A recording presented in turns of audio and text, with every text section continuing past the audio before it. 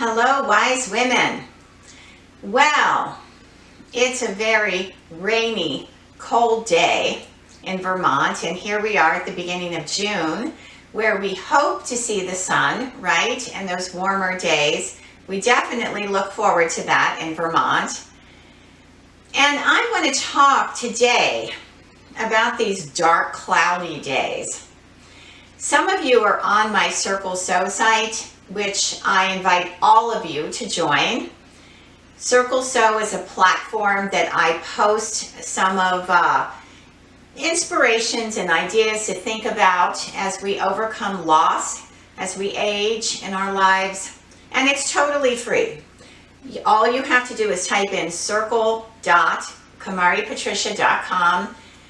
It'll take you to the site, you put in your email address, and then you can join for free and read my posts.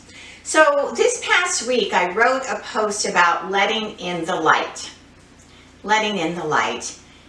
And what this is about is related to those days of darkness. Sometimes they last more than a day, a week or longer, when darkness begins to surround us. Now, this could be about the weather, right? Dark days, dark rainy days, stormy days. They can be exciting after a while, but then they begin to drag us down when we haven't had that beautiful sunlight coming in, all that vitamin D that we can take in that also supports our mental well-being. But I'm also referring to the darkness that sometimes we find as we grieve and as we're trying to move on after significant loss in our life, maybe after trauma, traumatic memories. It can be very heavy. And yes, sometimes we need additional supports like medication. I definitely think therapy helps. I definitely think joining groups helps with that a lot. And of course, you can always look at my Wise Women Warrior program. But here's what I'm also going to suggest. When you find yourself in that darkness, don't fight it. Don't fight it. What I find out from my clients, from women that I talk with all the time, is that they're scared. You know, when they go into that black hole of darkness, it's really scary. And they want to push it away and they want to fight it. And the more you fight it off, sometimes the greater the anxiety and even panic comes on. Instead, I invite you just to think about leaning into that darkness,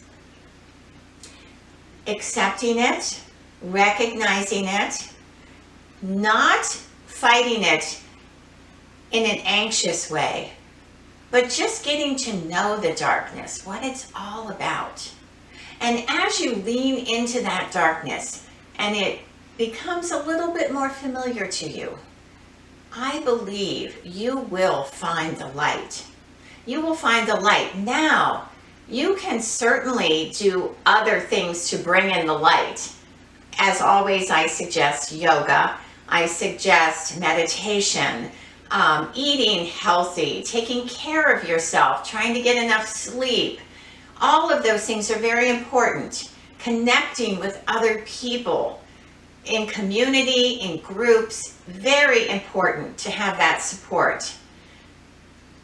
But it's also important not to be afraid of the darkness. You know, sometimes people are afraid of the night hours. You know, it's typically a time when we get ready for sleep and resting our body.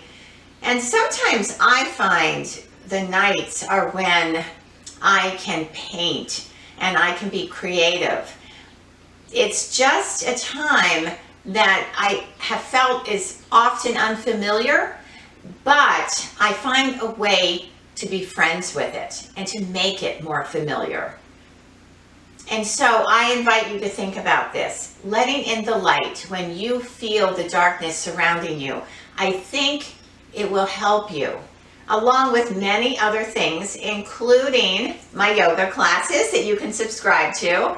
And of course, think about that Wise Women Warrior program. I know it's transformative and it will help you in so many ways with that darkness. Thank you.